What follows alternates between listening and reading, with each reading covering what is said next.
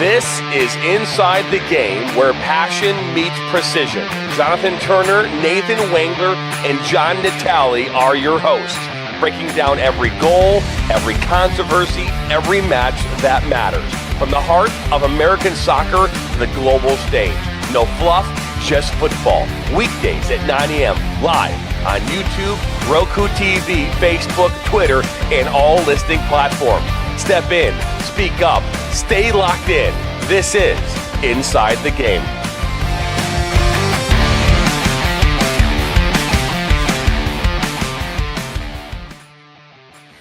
I really do like the new intro. I know you do.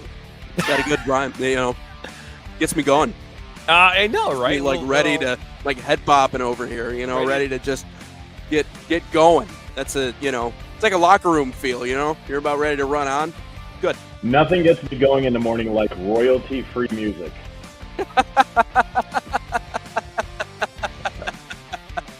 See, I was trying to be like, yeah, this is great, and Natale's like this. I don't even know. I don't even know what to say. I need some Enter Sandman or something. But the best part of what you said there was free. It is free. Yeah. Now, we are trying to take over the podcasting world. So eventually, maybe there'll be a little bit of Nate money. said, we'll be on the horn with Atlantic Records and Metallica's agents before you know it. Damn right we will be. Well, it is a beautiful Wednesday morning here in Michigan, and I'm sure in Indiana as well. And no, okay, maybe not. Fair enough. No. I don't know. I don't live in Indiana, but it is episode number 85, and we are excited to have you here wherever you're watching near and far. You're watching Inside the Game on this Wednesday, May the 14th here. And episode 85, we're just, 15 episodes away from 100. We'll continue to talk about that and what we're going to do here for the 100th episode as we get closer to it. I'm Jonathan Turner alongside Nathan Wengler and John Natale, and we have a very, very good show lined up for you here this morning. We will have a special guest in studio with us again here today. We will discuss that gentleman who is a good friend of the network, a fantastic person in his own right, as well as a general manager here of a USL League 2 and USLW program here in the great state of Michigan. So we'll have Vinny Vasilevsky join us here in about 10 minutes. But with that being said, we've been talking about this perspective, and yesterday John and I had a chance to, after the show, what we would consider to be crash coursing how to stream a game inside of FC Pride's facility out in Indianapolis, Indiana, just outside of Indianapolis. John, do you feel comfortable now that we went through that process? Do you feel better? I feel that I can do it. I learned that I think on a communication standpoint that both of us have things to work on. But that's just what that boils down to, JT, is that's just the inability to be here and here at the same time.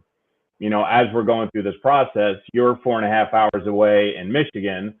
I'm in Indianapolis, and all we have is communication. We don't have what we have in front of me. I mean, you can have a program in front of you, but you don't have the camera. You're not in the same press box. You're not over my shoulder. You're not seeing all the outlets, all that kind of stuff. So that does make it difficult, but that kind of adds to the whole challenge what we're doing anyway. Because when we're doing all these games across the country, you're dealing with hundreds of different cameramen. You have different producers that are in and out of the studio all the time. You're probably going to have, Nate and I are two of I don't know how many different play-by-play people. So it's just a matter of, we talked about it.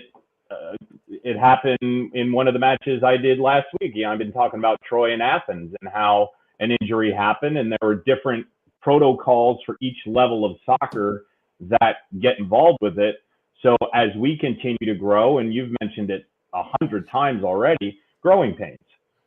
We're going to have growing pains. So I think establishing a protocol, so the next time that if you have to send equipment out to a play-by-play person who's not as technically savvy as someone else, that along with the equipment comes here's a small laminated binder of exactly what to do. And here's the outlet. We all know that we need an outlet, but this needs to go here. This needs to go, just like an instruction manual. Well, we actually do have those instruction manuals we send out to teams. Forgive me.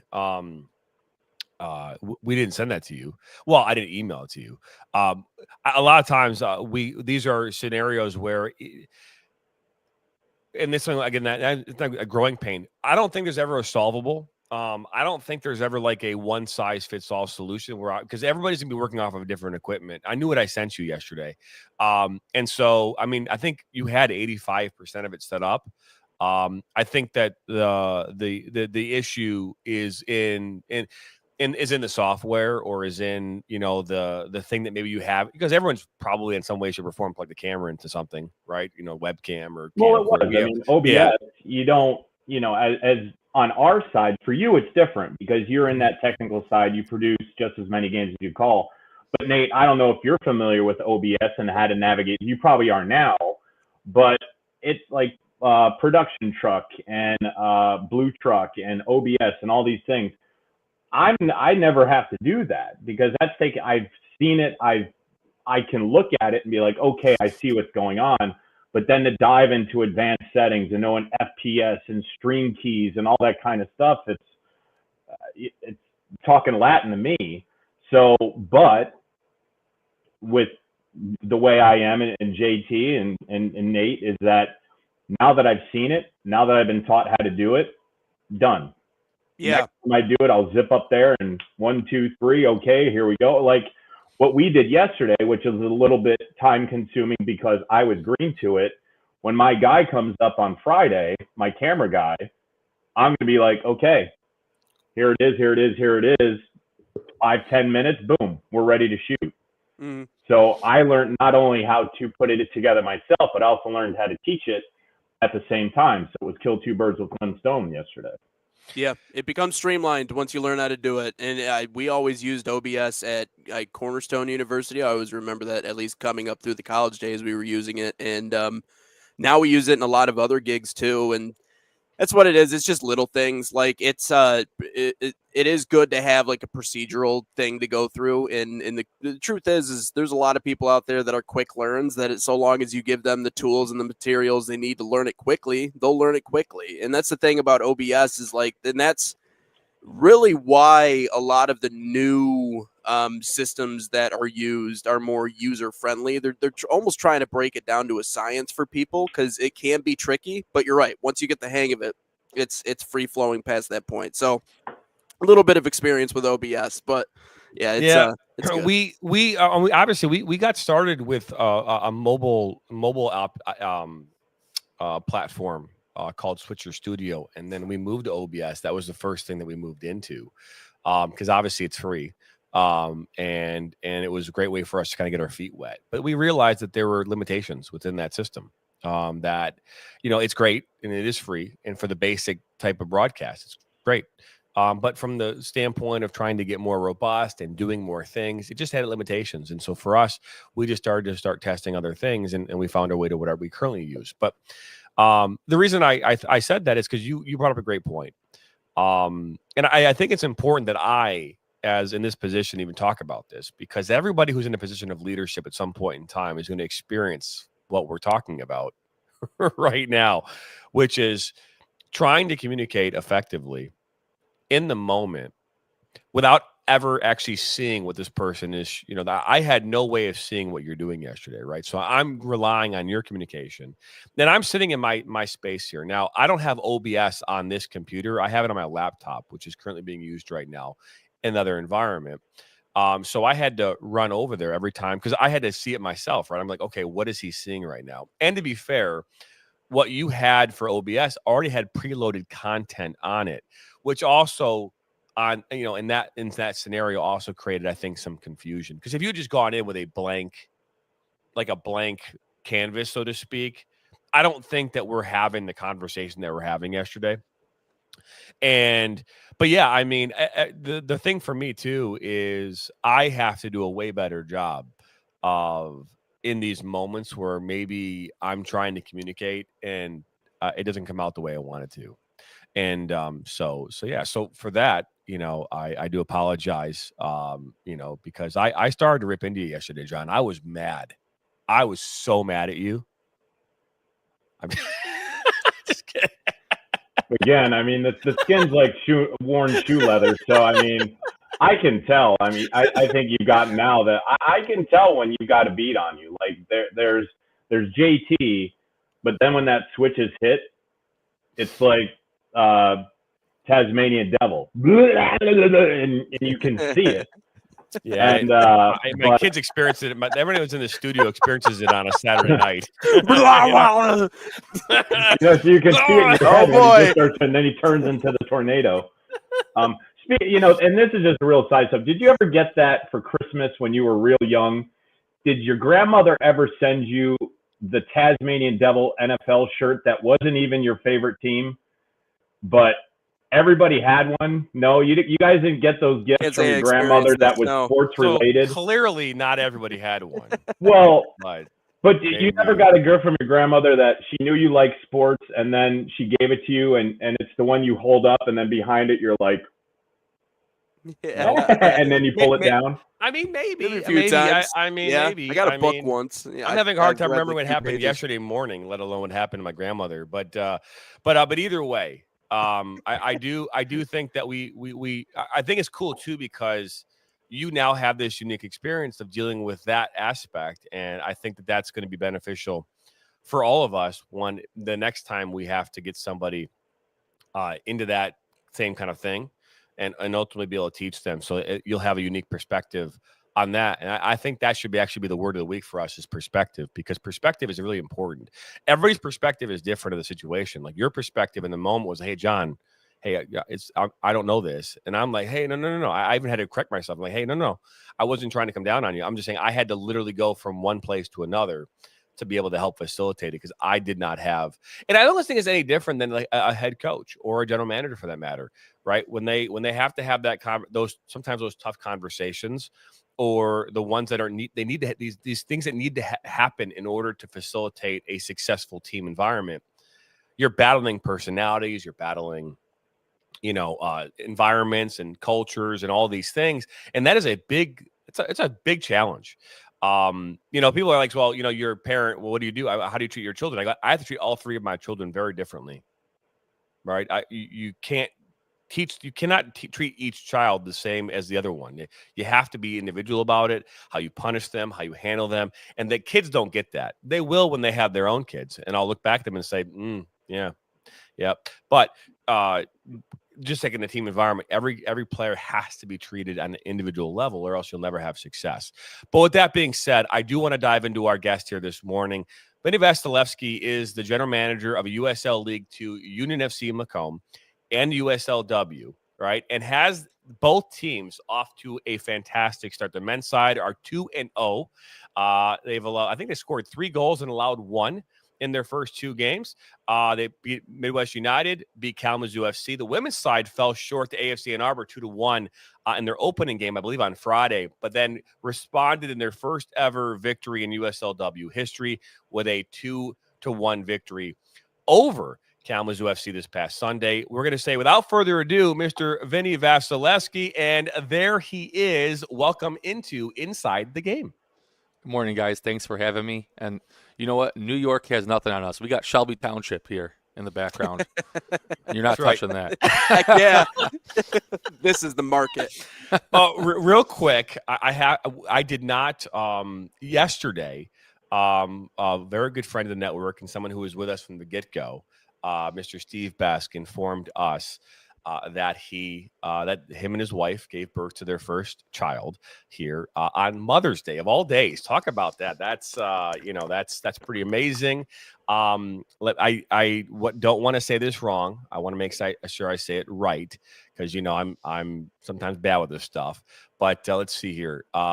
Bailey May Besk, which, by the way, awesome. Bailey May Besk, 5'11". She was born at 10:20 p.m. on Mother's Day. 9 pounds, 11 ounces. But that's pretty cool. Pretty cool. Congratulations. I would put her picture up Congratulations. on the screen, but that would be probably something to do with my child. I don't want to do anything with that. So we're not gonna do it. Name's got a good ring to it too. It does. I Bailey like that. May. I mean, I like to picture names from like a play-by-play perspective, and Bailey Besk rolls off the tongue. That one definitely rolls off the tongue. So, Steve, I'm looking forward to the first bicycle kick or whatever it is that we get. Congratulations, Steve. He was a goalkeeper, guys. He was a goalkeeper. Oh, so okay. All right. Bailey is going to be making stops. And Making saves. stops. All right. All right, Saving the bicycle kick. All right. Got it. Vinny, All right. Vinny's already recruiting her. Yeah, there we go.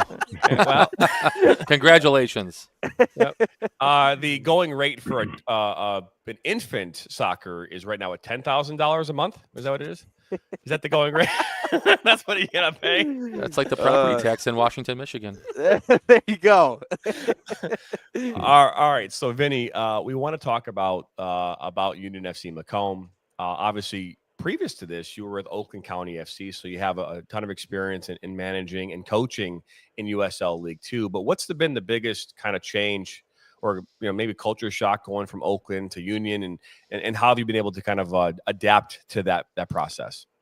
Yeah, I mean, it's a little bit of a culture shock. Obviously, the women just started their first year. The men are on their second year, and that's still infancy in this league. Obviously, John, as you know, a lot of these teams have been around for a long time. Having two teams around, working in a little bit different environment. Obviously, at Oakland, had really good friends there. All the guys here as well were coaches, my coaches or my siblings' coaches over the last 20-something years. So I wouldn't say it's a culture shock, only because I've spent so much time with them. John, you've seen me here in the building how many times. So kind of came in. More the culture shock is just the being part of a new thing, a newer club, and just reintroducing the USL type of environment here. And it's been fun so far. It's been great. Yeah, you talk about this league, and obviously the USLW. We talk about this a lot in the show, and I've talked about it quite a bit extensively about how I believe that the USL League 2 and USLW are one of the best run leagues in the amateur pre-professional space in the country. Obviously, there's a ton of options for teams to now participate in, and obviously new leagues might not have that professional aspect kind of built in quite yet, but they are, as far as I can see, the best well-run, well-oiled league in the country from top to bottom. I'm assuming you agree with me on that same level, but let's 100%. talk about this Great Lakes division for a second, right? We've seen some moving pieces, right? We've seen some new teams come in and some teams go out. And if we talk about the USLW for a second, this year there's 6 teams, I believe, in that league. Last year, I believe there were a total of 7. We had or 8. We had obviously Flint City AFC was in that one, and they were very competitive in their first year in the league. And then they found a struggle in the last couple of years, and which is the struggle in soccer in general, especially at the amateur level, which is finding the ability to stay afloat. Being able to actually continue to do this because it costs a significant amount of money to run these teams. What is your perspective on that? Because we talk about a lot on the show about the money aspect of soccer, and we'll get into a pro rel conversation too this morning, because I think that's important to talk with you about that. But for sure, what is your thoughts about this? Because again, it takes a lot of money, and teams like Flint, for example, spend a way lot more money than most other teams because they house their players. So talk about the money aspect of this and how you manage that and deal with that, because it's a lot. Yeah, I think I love that subject because we've talked about it a few times. It's a topic, I think, across the soccer community. And I think, my opinion is it's the culture part first. And it's really hard to build one, and it's very hard to build patience. And I try to use examples of, Flint has been around for a long time, and that men's side has been solidified for a long time, and now you're starting brand new. So that women's team does not mean it's the same. You're starting a whole new chapter and a whole new, I'm not going to say whole new fan base, but let's say 50% new fan base. It's very hard to keep the same people in it. Let's say you play a doubleheader. That's a tough ask for a fan with their kids to stay for 7 hours at a game. So that the money thing comes in where you need a ton of patience. same thing here. We're talk with G, and we're sitting here and like, hey, it takes 2-3 years to build that base, and you need that base to keep going. But you also have to have the right people that are going to help you run it properly. You have to have the right players that are going to engage with the fans. I mean, I can't tell you how many times you get people just by, we're sitting in the local restaurant after a game, and a random person will be like, hey, who's this player?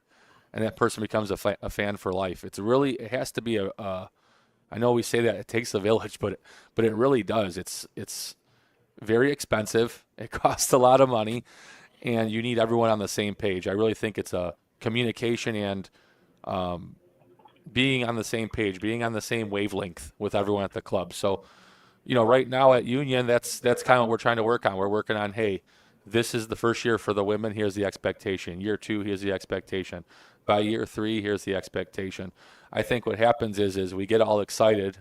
And, John, we've talked about this at all levels.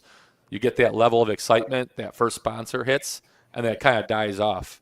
So I think being realistic with your expectations is also very important when it comes to the money aspect in the semi-pro level, especially USL2 and USLW. I think getting sponsors is one thing. I know you probably got something else to ask JT. But and very nice to meet you, by the way, Vinny. I know this is the first time we've had you on the show. That's getting sponsors is obviously a big part of it, and getting the community to buy into it. It's something that Jonathan Turner and myself have talked about a lot. And, like me for myself, I'm going to be doing Midwest United games tonight. So I'm going to be doing their USLW and USL2 games here tonight. And obviously with, in Grand Rapids, it's tough, it's competitive. And the reason being is because there's so many teams, and even then, we're adding another MLS Next Pro team downtown here in a couple of years. So as if we already, didn't have enough already, we're going to add one more on top of it. So that's a big part of it. But is there a fundraising aspect to this as well? I know, like, obviously getting sponsors is big, but how else do you guys go about getting people involved in the process of trying to build that culture up? I think fundraising is a little tough just from the public perception. I think John will get a chuckle out of that because a lot of the owners, I'm not saying everyone's billionaires, but people look at it and say, hey, Midwest or Union, or like, oh, they have clubs, they have this. So it really is sponsors and building that fan base. That's really got to be the focus. That's the focus in my phone calls with G when we have our calls and David Robertson, we have to build a base. So yeah, Nate, I mean, I do agree with you. It's a good thought. I think it's a tough ask for the public. It's fundraising, and it's building that base and having that patience to build that base. What's the most effective way of doing that in your mind? I think engaging with a local community. So you partner with a local restaurant before and after the game. You have the players sign autographs, and then you post that. So, for example, I had a few parents ask me, I mean, this weekend was Mother's Day. It was tough, but like, hey, where's that barbecue place you guys were hanging out at? Love to bring my kid.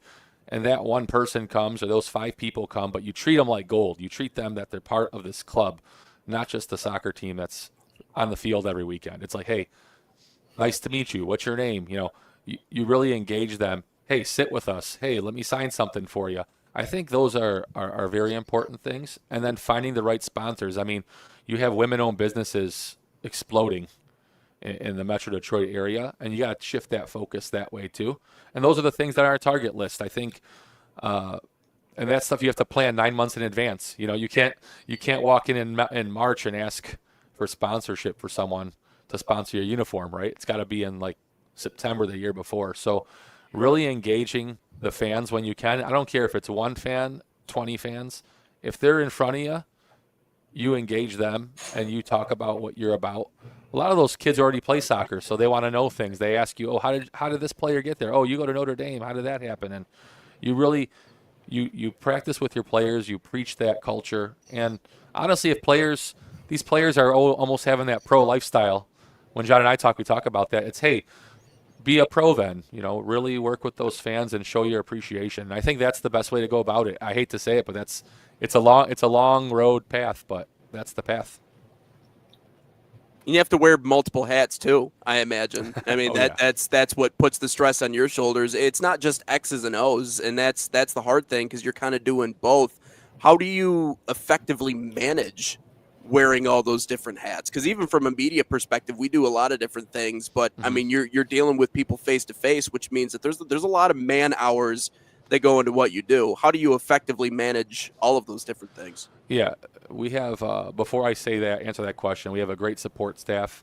Mary Phillips does a great job. David Robertson and G, they're very involved in helping things move. We're all always talking and working very hard to make sure things are moving. But yeah, it's you got to plan out your day. I have a day job too, so I try to plan out my days and say, hey, I'm available from this time to this time, and we try to crank things out. Luckily, I have a lot of experience in USL too, and USLW. I mean, I don't, but it's pretty much the same kind of setup. So knowing what we have to do for game day, so it's a stress, but it's a needed stress because without it, you're in a huge financial hole.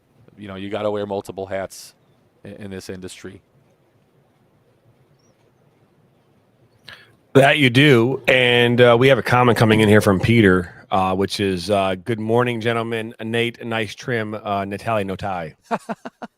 So. Well, Natalie's mixing up the. Oh, there you go.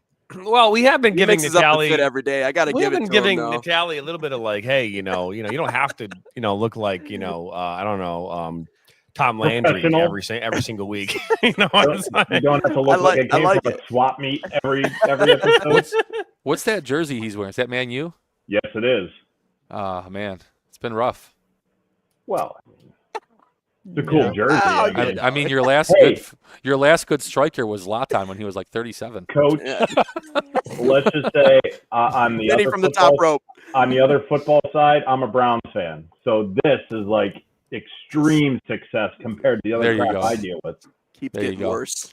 Well, I'm a Milan fan. It's not much better on this side. So. Well, see that talking smack, and then you say you're a Milan fan. Come on, Ace. I mean, where are we here? Where are we going? Some of us are just drifters. Some of us just like to watch whoever, whenever. So that's me in the. Some of us just want to go to bed.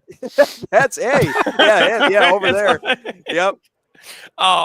We did add in. We haven't talked about this yet, but we did add in a futon over here off to the side, and I'll tell you that is going to become a very comfortable place for me to be when I have long days like today, where I got here at 7 a.m. and I'll be here until midnight. So, but either way, something I want to talk about before we dive into some other topics, especially the pro rel conversation this morning, is player management. I'll give you a perfect example. Rocco Galati's on Union FC Macomb's USL2 side. He's also on the Michigan Stars, U23s, right? Plays in the Midwest Premier League, right? There are a lot of players out there that are like on 7 different teams. It's like they legitimately just want to play. They're ballers. They want to play. And that's both on men's and women's side. You'll see them. They'll even play co-ed here off on a Sunday night here on the, at 10 o'clock at night with their friends. I mean, how do you manage that? Because like a player like Rocco Galati, who is very good, a very good player, who scored a hat trick in this like first Midwest Premier League game here 2 weeks ago. He plays on your team. How do you manage that? Because he's going to go play a game on a Friday. Now he's going to play for you on a Saturday. Are you telling players that if hey, we want you to be our priority, and if you are, and if we are the priority, you're going to get this kind of like playing time versus you play on 7 teams. We're going to maybe get you in. Talk about that for a second. That's a great question. Rocco is a great kid. I've coached him at Oakland we were there together for 5 years, including the COVID year when we didn't play. So I think the best thing is to just be brutally honest. I try to be honest with these guys. In Rocco's situation, different, like you just said, you manage each player differently, each kid differently when you raise them, right? You treat it the same way. So Rocco's obviously 2 years out of school, works, brings a ton of experience to our team, is going to help us tremendously, but also has missed some training because we train in the mornings. The older guys work in the mornings. And, he came into practice and said, hey, G, I know I'm probably not going to start, but I'm ready to go. And I go, hey, I know you're playing for Stars. How you feeling? And he's like, well, I know I'm only going to play probably a half tomorrow. So I'm probably going to play a full 90. Hopefully I don't have to for the Stars, but they were in a tight game against Inter Detroit, so he played a full 90. So then Rocco went in for 30, and he was perfectly fine. So it really, really is that blunt. We really have blunt conversations. I mean, if you're a starting 11 player, I never tell someone what they can do. And G and I have had that conversation. I've never been that way. It's, listen, you're telling me you want to go play, I'm talking about other players, you want to go play pro. I mean, there is a level difference the other leagues are great, and some of these players that are playing USL2 are going down to play, but the overall level, it is different. I mean, the USL2 or USLW is a higher level, and I try to have these honest conversations. It's like, hey, if you're in the starting 11 tomorrow, you really shouldn't be playing this game. But, if you're coming off the bench, we're having that conversation. And it's very, very blunt and simple, but I think that's needed, or they're never going to give you the honest answer. They're still kids. I don't care if they're 20 or 24. They're still young, and kids don't want to disappoint the coach, right? They want to tell you I can do it. But if you see a kid play 90 and now you're playing Kalamazoo the next day, I mean, you guys saw that game. It's physical. It's fast. You can't play 90 then play 90. It's almost impossible, and a lot of these college coaches don't want their kids doing it anyway. So it's very blunt conversation, but it's good conversation. We just say, hey, no, you're playing tomorrow. What's your plans? What's your thoughts? Oh, Vinny, I'm only going to play a half. Okay.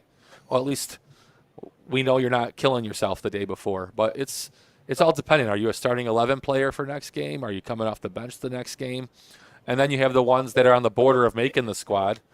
That's even the tougher conversation because they want minutes and they want to stay fit. So it's all just very open. Hey, this is where you stand on the roster, and make our decisions from there. Coach, I want to rewind to something that you said that mentioned that you have a day job as well. And all four of us, I'm sure, played sports growing up all through our entire lives. And we didn't mind the fact that we'd have to go through 6, 7, 8 hours of school and then practice afterwards, have a game. I mean, that's what we were looking forward to. And now with myself, Nathan, and JT, is that we're still involved in the sport, but we're doing it in a different avenue. So we're doing more of a passion than we are a job. I know that Nate, with all his baseball stuff or whatever, I don't think he has a regular 9 to 5. I know JT doesn't have the time for it, so he's doing the realm that he does, and then I do 3 media things as well. Where you are, and it's a very selfish answer that I'm kind of looking for from you, that where you're at, having to take on all those responsibilities of USL and both the women's and a men's team and everything like that, and you have a day job, what is the end goal for it? Is it to get the club to a standard where you can leave the day job? And because this is clearly a passion because of how much work and how many different hats you have to wear, but in order to supplement income, which is, I mean, the normal, correct thing to do, the adult thing to do, that you have to have that day job. What is the ultimate end goal for you in all of this? Wow, that's a good question. It's a tough question. Be selfish. I'll say this. I'll be quick on my day job. I'm a director of sales for a bolt company, and my dad has been a vice president for bolt companies. I don't work for my dad, but it's been a passion in our family. I actually enjoy being a sales leader, and I manage everything east of Chicago down the line through half of Texas. So I manage the entire east part of the United States for the company. Okay. And I really enjoy that job, but I love soccer. Obviously, I coach high school in the fall. I love the USL2, USLW experience. I mean, yeah, if there was ever opportunity, I would love to do that, but I have to be realistic too. I got a 5-year-old, a 3-year-old, and an 11-month-old. So I'm in like my wife hates me mode right now this summer. No, all joking aside, I just personally love it. Wherever it takes me, let it take me. If this is as far as it goes, I'm happy. John knows how much I love coaching high school. I just really love helping kids and getting them where they need to go. And we're going to be talking about the path to pro. Love helping those kids out and doing the best I can. But yeah, the ultimate goal is to take the team to the best level we can, and whatever happens, God willing, let's see what happens. I'm always open to that. So I know it's kind of an open-ended answer, but that's truly how I feel about it. No, not at all. And that kind of leads, because you transitioned me perfect, is that when you have athletes and you see players come through at a young age and then they go on, and maybe they don't play beyond a certain age or whatnot. How much pride and how much onus do you take in not just seeing a player evolve on the pitch, so to speak, maybe to go to an XL, maybe to get a USL championship opportunity or so on before, but maybe to walk off because they're still in school. Maybe they're going to, I just know the big schools there, but like in Oakland, a U of M, a Michigan State, anything like that they may come play for you, but they go on to be a doctor. They go on to be a person in the serviceable industry that's helping other people. How much does that part mean to you? Is it equal, or do you like to see whoever it is, no matter what route that they take, that, I had some tutelage in that, and I'll take some credit for that because I was teaching them life lessons both on and off the pitch. Yeah, for both of them, no matter what they're doing, if they're successful, I would say it makes me happy. You look at Big Mike Millerani, who is at Oakland. He made a comeback this summer, which is nice to see. But he's going to medical school and doing all kinds of things, and I love that. You want the kids to do well, and you want to be a part of that and be part of their positive adult experience. This is kind of their early adult experience, and I think it's just as important as when they're kids. They're early adults, and you try to show them and teach them things, or just be there for them and give them advice. And yeah, it's gratifying. It really is. So we have a question coming in from the Coffee Firm. Coffee Firm is part of the Lansing Common of the Midwest Premier League. And they have a question, which is, Vinny, you have a lot of competition for players in the Detroit area. What differentiates your club from the others when battling for signing players? Okay, yeah, I like that one. So I think with Union, just sitting in our sessions, I've been seeing some of the training sessions. They've been awesome. We're going every day, working super hard. G's done a really good job of keeping the session. We have 33 kids in that session, and they're working super hard. Relationships, I believe relationships are so important. As you can see, there's probably a lot of familiar faces over the years that are now here at the Union, and we're trying to put together the best team.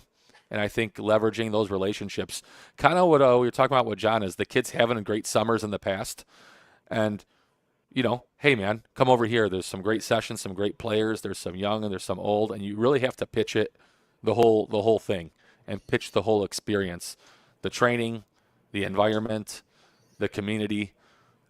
It's hard in Detroit. It is. You're competing with Ann Arbor.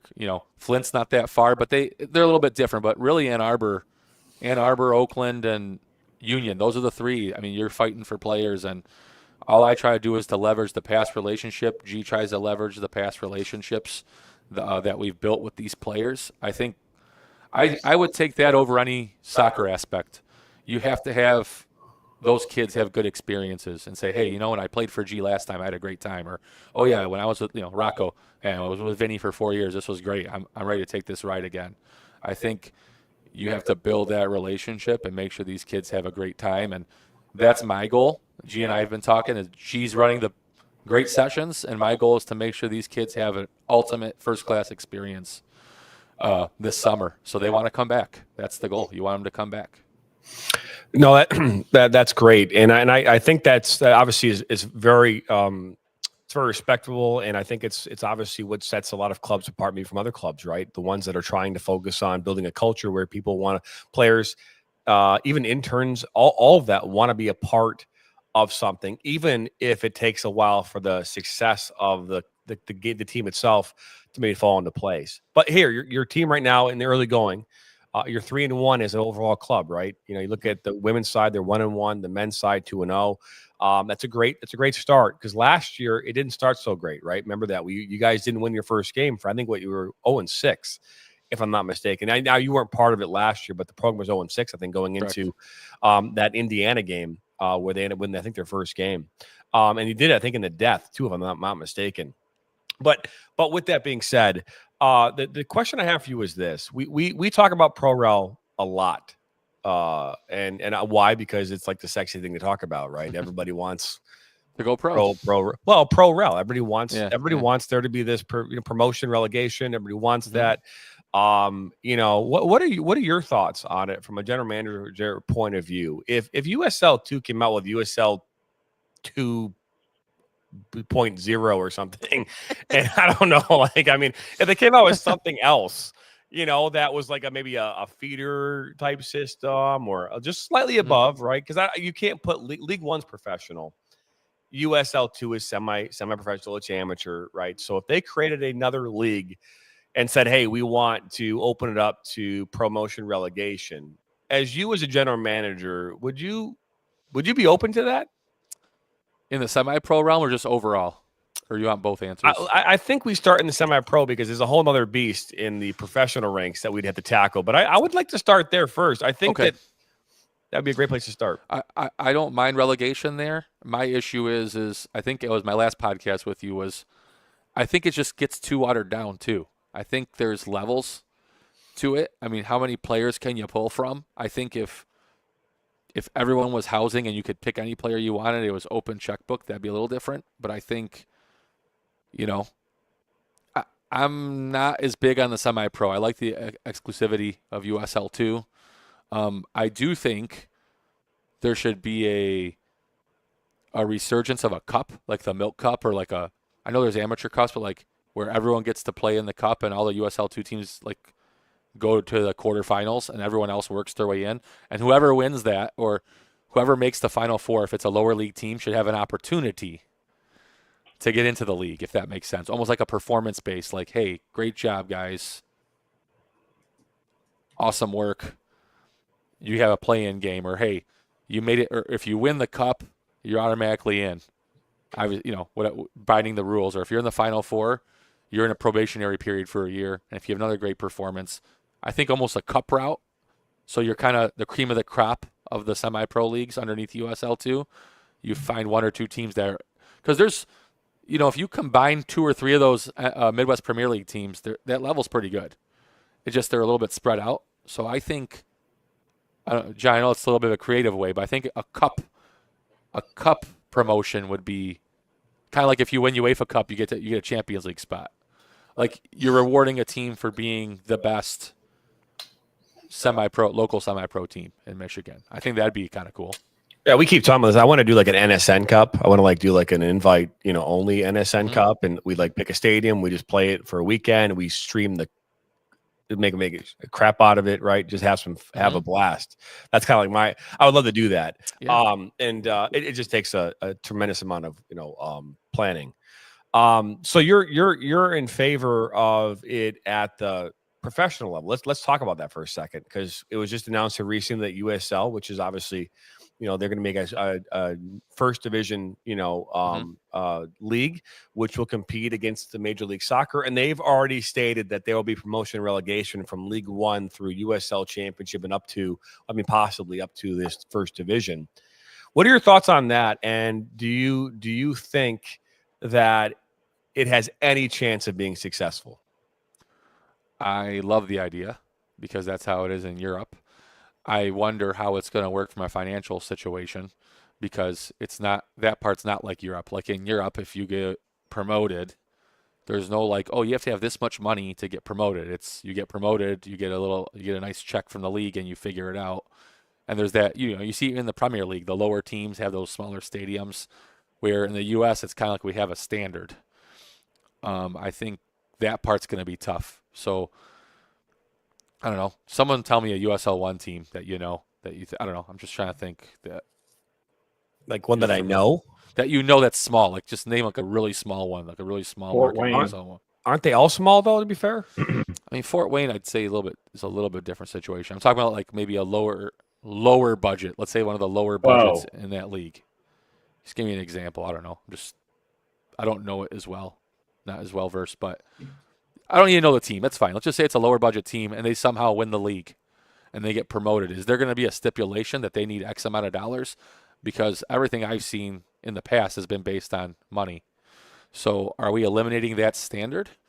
That's the only hiccup. Outside of that, it's a great idea. I freaking love it. I think it's the right thing to do. I think it encourages performance. It encourages teams not to tank.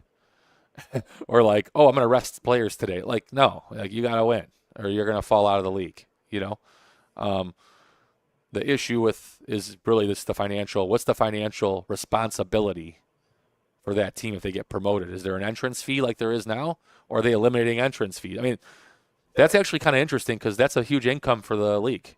You pay entrance fees when you move up, when you're going into these leagues. So how does that going to work? I look at it from that perspective of the negative, but I think overall from a soccer standpoint, I love it. I mean, every other league does it, and I think it breeds success. It breeds competitive blood. Yeah, and it's interesting you say that, and that's what we've been focusing on, at least a lot on our show, is like the financial aspect of it, like just how much it would take for some of these smaller squads, and again, an exciting opportunity. And you talk about the more pure form of the game. That's I think everybody looks at how they do it over there, but the other interesting part is the travel, and that was something that JT mentioned. Is obviously when you talk about pro rel over in Europe. Just that part alone, when you talk about the logistics of pro rel, you don't have to go nearly as far. I mean, we can drive 5, 6, 7 hours here and not even get out of the state of Michigan. What kind of logistical barrier does something like travel present for these clubs when you talk about pro rel? Yeah, I think you have to go almost when you're in that. So we got the new USL Pro League, which will be the top league, equal with MLS. Then you have USL Championship, which would be 2. USL 1 would be 3, right? So you get that, John, or what? Yeah. Hello? It's like the second time. Amateur hour on Inside the Game. I think what I would like to see is, and I might piss some people off here, but I've had a huge argument with people on, I would argue that there's USL 2 players that are better than USL Championship and USL 1 players. So I don't think there's any shame in making the USL 1 kind of like USL 2, a bunch of regional leagues, and then feeding into Championship. So the top 2 would be more of the logistical nightmare, and that USL 1 would just be a more regional league. I mean, if you've seen Keith Larson play, you're wondering how the hell is this guy not on a team? But that's a whole other conversation. I mean, right. You're seeing some of these players, you're like, what's going on? But we forget some of these kids get drafted the next year, and they're MLS level players. So you're sitting there, and we're like, okay, maybe a regional league's not so bad at the USL 1 level, and that way you lower the cost for that club, and if they win, then they can get a nice little reward for winning into that to help them with their logistical issues. I would definitely go regional with it. I don't think you're watering it down at that level is what I'm saying. I think there's a playing field there. I mean, there's USL 1 guys that wouldn't start on our team right now. I can tell you right now because I watched it. They wouldn't make our squad. So I don't think it'd be watered down at that level. Right. Well, that's an interesting statement to make. And we talked about this yesterday with Jason Collingsworth from Playmaker Training and I Hate Soccer, which is all in itself an interesting way to call a podcast. But we talked about this because for every player out there that's playing professionally, there's probably 5 that could be. Right. And I don't mean that to be disingenuous to the professional, but there's a reason why that player might be there. And it might have nothing to do with their talent, but more to do with maybe how they handle themselves, maybe personality, maybe, along the way, they just were the right political person. They played their cards right. They got to every training session, got right in front of the right coach, said the right things. And along the way, they are also a good soccer player. So let's talk about that for a moment, because there are players, Vinny, even at your high school level, that are very good players, but you know what? They rub you the wrong way. They're personality too. Personality, right? And you're like, they got it. They got to be on the field. Like they got it. It's funny because I remember this. Tony DeChico was talking about Mia Hamm, and in the 1999 World Cup where she's got to take a penalty shot, and she's like, I don't want to take one. He's like, I'm not going to put the best player in the world to not take a penalty shot. There you go. I'm not going to do that, right? But she's like, I don't want to take one. Now, I don't want to take one, right? And so you're like, okay, she's the best player in the world at that time, right? And so she's got to step up. But those are players that make, again, the psychological component of this, the emotional, the physical aspect. How do you handle that aspect of this? Because again, you want players to be successful, but if they get in their own way, it can be very difficult for that to happen. And I'm curious because when you say like there's League One players out there that wouldn't start on your team, that means that other teams also have the same maybe problem, right? Or not a solution or whatever. But well, yeah. And why is that? I think there's a multitude of issues. So I want to be clear on this though. I think there's two problems. We have the problem that we have soccer players that don't accept the 1% rule like we do with every other sport. Like the MLS or like going overseas and playing at the highest level, that's still 1%. We just need to get the hell over it. Like that's just the fact. Like every sport is that way. But I'm talking, but now we're talking about USL Championship, USL 1, right? And John, that's a great question. And here's what I'll say. If let's use Kevin Buka as an example. Michigan, great player. Are we saying he, I mean, everyone's watched him play. Or are we saying from what you've watched that he couldn't have played USL 1? Yeah, yes, he could have. We know that. But he's making six figures living in New York in electrical engineering, and he's not going to play for 15 grand a year. So like that's kind of what I'm saying. It's these kids are making a decision. If you're going to Michigan or Notre Dame or these big schools, you're coming out of school with a nice job and you're going to go play for 15 grand. These guys aren't going to do that. So it's not all the league's fault either. I just think it depends on the person's situation, right? You have a lot of players that played at a lower D1 or high D2 schools, got their green card, and they're trying to stay here and they're playing USL 1. That's not a bad thing, but it's a different level, right? Like they need to be here. They want to make their life here in the United States. So I think that level changes, if that makes sense. I mean, there's D1 players that are just done because they didn't make USL Championship. They're not going to play USL 1. I mean, I was kind of talking about this with the coaches yesterday. I mean, if you see Matt Fisher from Michigan, Nolan Miller, you saw Keith or Braxton that game, you can't tell me as a USL 1 coach say that, look at them and say, oh, yeah, they're not there yet. I mean, those four guys were playing at that level. So I think it's a economic issue, a social issue at that Division 3, and that's even in Europe, the same thing. Those guys at some point say, I'll try for a year, but if I don't make it, it's time to move on because the dollars just aren't there. Do you think that that's one of the core reasons why Steinwasser stepped away at Detroit City SC? I think he's a little bit different. I mean, he's a little bit, I'm not going to say old. I mean, I'm old, but he's a little bit older. Yeah, but I don't think he was, I don't think he was still playing really good soccer. Mm-hmm. Yeah, I think it's part of it. I mean, people make life decisions. I think it's part of it. Yeah. I mean, I think at that level, the exposure a little bit better, so he did it longer. But if he was in USL 1, he wouldn't do it for more than a year or two. It's just economically impossible. How do you do that? I mean, you guys see how expensive everything is. I mean, these clubs can only pay so much, even at USL Championships. So that's why I think there's a level difference, and that's why I think, I mean, I hate saying this, but like 2 years ago, I remember someone was saying, do you think the Bucks could like win USL 1? I'm like, if they kept the players for the whole year, they probably could be a top 3 team in USL 1. Yes. Answer is yes. Anyone that says that's not true would be lying. It's just not. I mean, they would. They'd be a good team.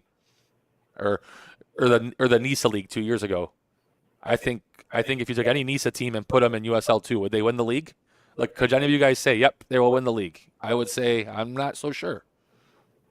That's what I mean, right? So that's what I'm saying is, if you regionalize it, it levels the playing field. Like, what if your USL 2 team has older guys and you do well? Maybe you find a way to regionalize it and help those clubs have a USL 1 option, regional option. I don't know.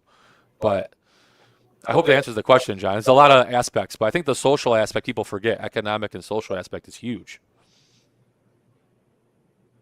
No, I think you hit it spot on. And to be fair, I don't know if I thought about it in that way too. I mean, obviously, I think for every player that wants to play at the next level, there's a player that also wants to play there, but also understands that they have to feed their family or they have to pay their bills, right? For the longest time, the NWSL, the National Women's Soccer League in this country, you had players who were in season working at like Starbucks because they couldn't afford, what was being, what they're being paid.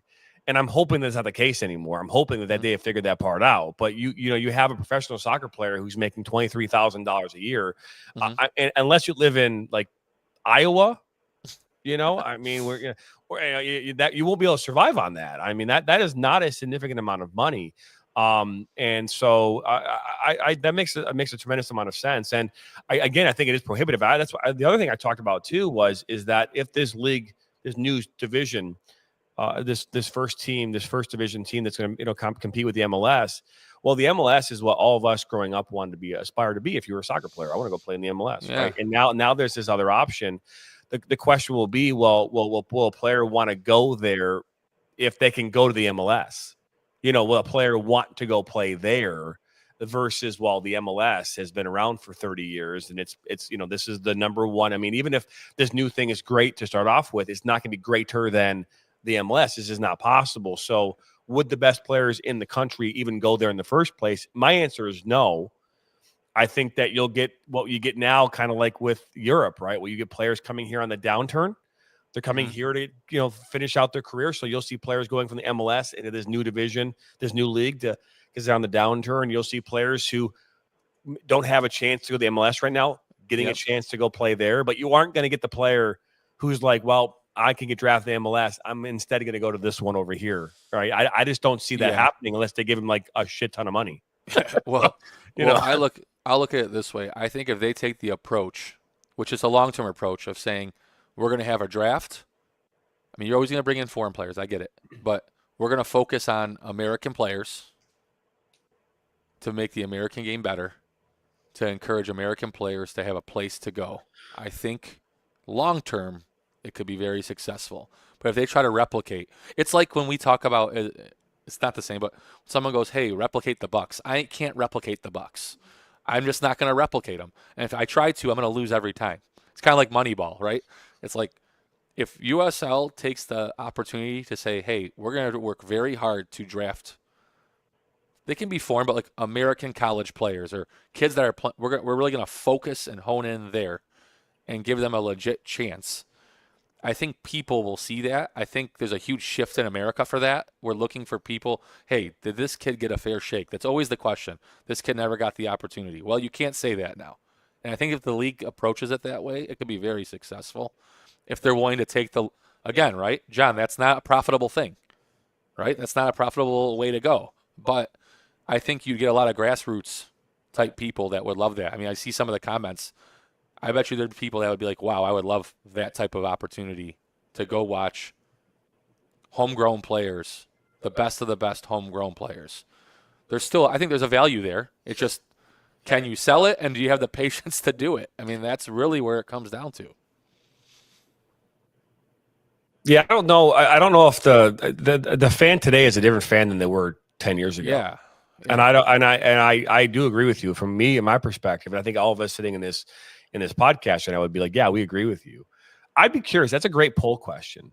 Mm-hmm. I think we should ask viewers. I think that there is something to be said about that. But again, the world that we live in, where we're all like, we are all so excited about buying a Messi jersey. You know what I mean? And we're so hooked on the Premier League. The Premier League right now is the dominant like TV like thing to watch from soccer in this country right now, and it's obviously not here. So I would argue that maybe the local fan who's rooting for their local team would always want to see a homegrown player. But I think the collective U.S. fan who's watching soccer on a whatever scale you want to call it, who's not necessarily rooting for a local team, I don't think that they would give two hoots. Yeah, that's still always going to be the problem, though, even with MLS too. I think it's like that part's equal. Like we're on a Premier League Sunday or a Saturday, like we're all watching it. That part, I agree with you on that, John. I'm saying if you're rivaling MLS, that's how I was looking at it more, because I think we're so far from that. I think it's not even worth. I'm not being rude, but that's just no, you're not being rude at all. I think it's a great point. Guys, this is what the second guest we've had. We've got more guests coming in here, by the way. This is really exciting. I mean, we've got 2 more guests coming in tomorrow to join us on the show.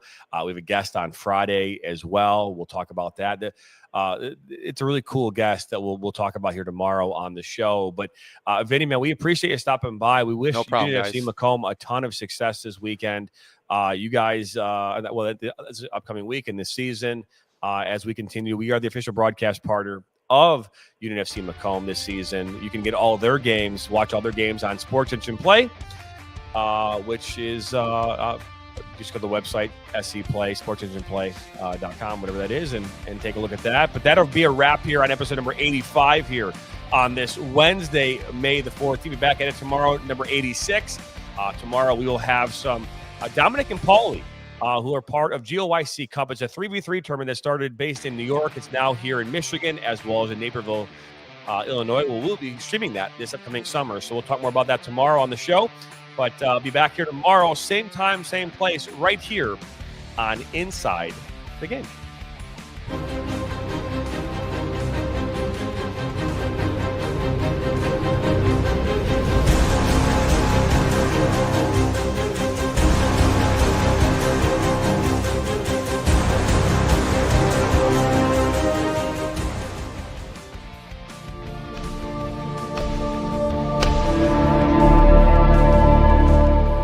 This has been a presentation of the National Soccer Network.